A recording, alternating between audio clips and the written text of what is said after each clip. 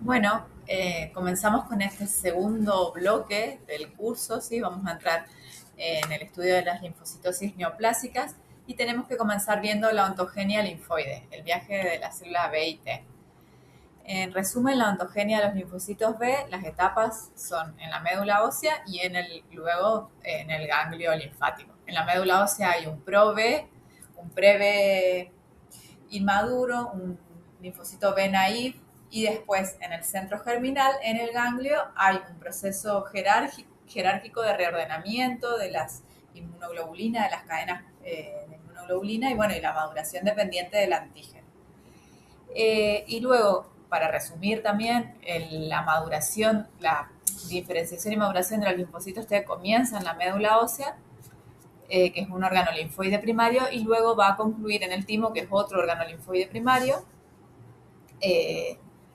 Y ahí, bueno, lo que ocurre es los precursores, entonces los linfocitos pasan al timo, hay un estadios de diferenciación, primero son dobles negativos, después doble positivo, después simple positivo, y bueno, y ahí hay un papel crucial, digamos, del sistema que regula esa diferenciación de linfocitos T, porque tiene que haber una selección, un proceso de selección positiva y negativa para que haya autotolerancia. Bueno, entonces arrancamos con la ontogenia de linfocitos B, que entonces, como dijimos antes, hay dos fases fundamentales de la maduración del linfoide B.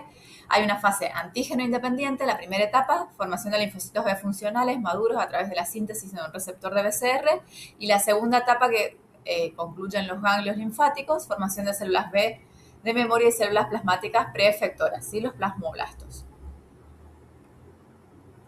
En la médula ósea, los linfocitos provienen de una stem cell, una célula madre hematopoyética, ¿sí? Y para que se diferencie a pro-B y linfocitos pre-B es fundamental la interleuquina 7, que se exprese en ese nicho, en ese microambiente hematopoyético, y las células reticulares que forman parte de la médula ósea, que son CXCL12 positivo.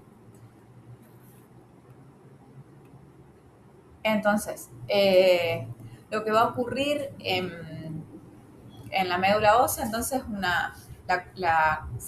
se conforma el BCR, ¿sí? Una cadena pesada y una cadena liviana de ese BCR, y el reordenamiento entonces va a ocurrir en DJ y en J en la cadena liviana.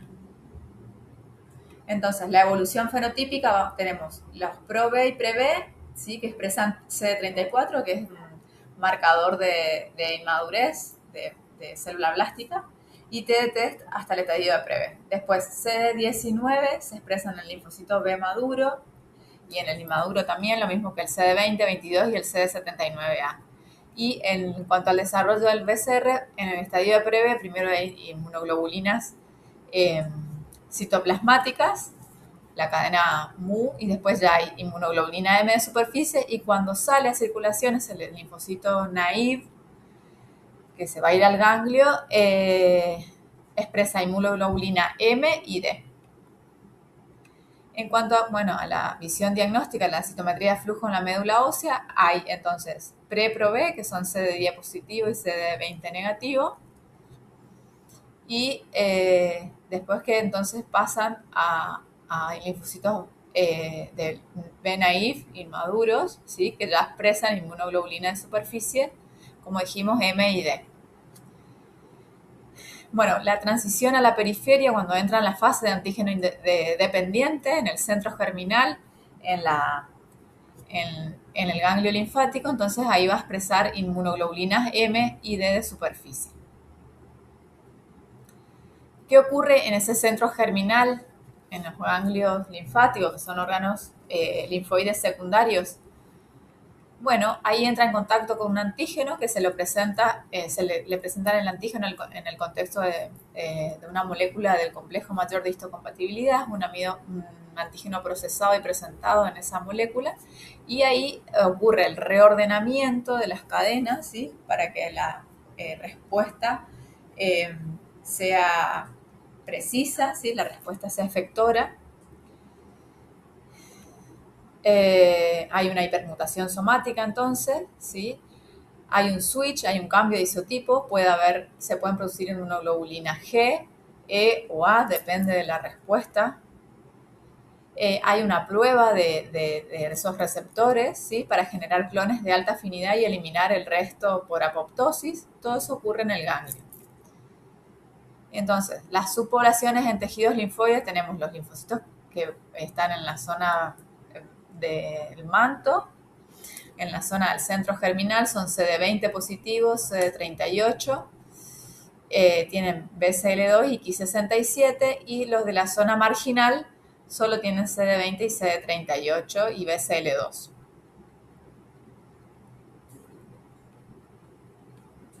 ¿Cuál es el destino final de los linfocitos? Pueden ser células B de memoria que van a estar todo el tiempo censando si vuelve a entrar un antígeno para el que crearon esa inmunoglobulina, o también se van a formar células plasmáticas o plasmoblastos, que son células productoras de anticuerpos. Bueno, ahora vamos a la otra población linfocitaria, que son los linfocitos T, y acá pasan también, comienzan la formación, digamos, en la médula ósea, y eso va a pasar a circulación, y de ahí al timo, que es otro órgano donde ocurre realmente la diferenciación tímica y la maduración, que es otro órgano linfoide primario, además de la médula ósea. ¿Qué ocurre entonces en el timo? Bueno, como ya dijimos, los precursores provienen de la médula, ¿sí? Provienen de un precursor común, de una stem cell hematopoyética que viaja por vía sanguínea hasta el timo. Luego de que completan su maduración en el timo y recién pasan a formar parte de los órganos linfáticos periféricos. Bueno, y ahí residen en los órganos linfáticos, donde van a residir en el timo, pero también en los ganglios, en el vaso, en la mucosa. Depende de qué linfocito T sea, ¿sí? Va a responder a antígeno foráneo y va a desarrollar una respuesta inmune. En cuanto a la anatomía del timo, un órgano que está ubicado sobre las glándulas tiroides y tiene una corteza, que es la parte externa, y una médula, que es la parte interna. Y bueno, la corteza y la médula tienen distintas poblaciones celulares que van a ejercer distintas funciones sobre esos linfocitos T para que ocurra la maduración y diferenciación y esa selección positiva y negativa de los TCR. Bueno, los distintos estadios de maduración de los linfocitos en el timo se delinean, digamos, en base a la expresión de los marcadores CD4 y CD8. Cuando ingresan al timo, cuando están en la corteza, son doble negativo. Luego el 80% es doble positivo, CD4 y CD8.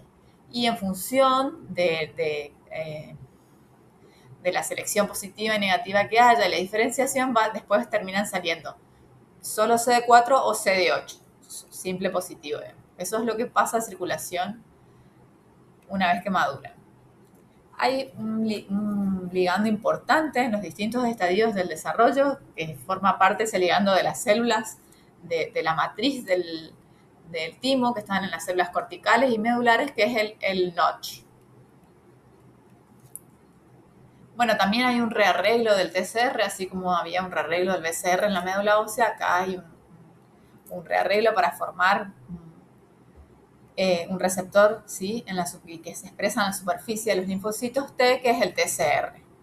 Bueno, y lo más importante que ocurre en el timo es la selección positiva y negativa de las células T. La selección positiva va a ocurrir en la corteza, en la parte más externa, y la selección negativa ocurre en la médula. Y eso ocurre cuando entran en contacto con las células que forman parte del timo, ¿sí? Las células que forman parte del estroma del timo. Para esa selección positiva y negativa se necesita que los antígenos sean presentados en las moléculas del complejo mayor de histocompatibilidad, tanto tipo 1 como tipo 2. La selección positiva que ocurre entonces en la corteza es el proceso en el cual son seleccionados aquellos timocitos o linfocitos cuyo TCR es capaz de reconocer un complejo péptido propio en esa molécula con baja afinidad. Entonces se seleccionan esos timocitos que reconocen como propio en ese péptido, en el complejo mayor de histocompatibilidad, con baja afinidad. ¿Por qué es importante eso? Porque ¿para qué por qué selecciono esos timocitos? Porque se garantiza un TCR, esa molécula que va a expresar, que va a reconocer el antígeno, que sea un TCR funcional. Bueno, y la selección negativa que ocurre en la médula, en la parte interna del timo, es el proceso en el cual aquellos timocitos cuyo TCR es capaz de reconocer un complejo péptido propio en el contexto de la molécula del complejo mayor de histocompatibilidad con alta afinidad. Ahí en ese caso son eliminados. ¿Y por qué es importante que sean eliminados? Porque eso va a permitir la autotolerancia, ¿sí? Que después las células T no actúen, no degraden estructuras del propio organismo. Que no haya enfermedades autoinmunes, ¿sí? Las células que son clave, digamos, el receptor que es clave en la selección negativa de las células T son las células aire que tienen un TRAS, ¿sí? Que no son otra cosa que moléculas que expresan partes de antígenos del organismo, del propio huésped, digamos, ¿sí? Permite que las células epiteliales de la médula tímica, donde ocurre la selección negativa, expresen antígenos de otros tejidos. Eso se denomina TRACS. Y de esa manera se educa a los linfocitos para evitar que ataquen el propio antígenos propios que están en la periferia. Es como que en esa región de la médula del timo hay como un mosaico con distintos antígenos del propio individuo. Entonces esto para ir terminando la diferenciación entre célula B y T, el linfocito B y T, el origen común de ambos a partir de una stem cell hematopoyética en la médula ósea, el órgano de maduración primaria, el de los linfocitos B en la médula ósea, pero el linfocito T en el timo.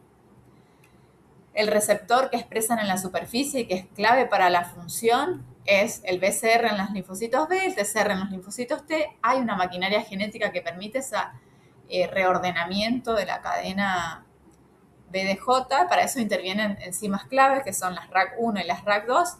Y bueno, y los destinos, los efectores finales van a ser células plasmáticas y de memoria en los linfocitos B y después en los linfocitos T, perfiles CD4 o CD8 o linfocitos T reguladores. Bueno, y eso es todo. Con esto vamos a iniciar entonces, comenzamos a trabajar en todas las neoplasias, las linfocitosis neoplásicas, ¿sí? Tanto agudas como crónicas.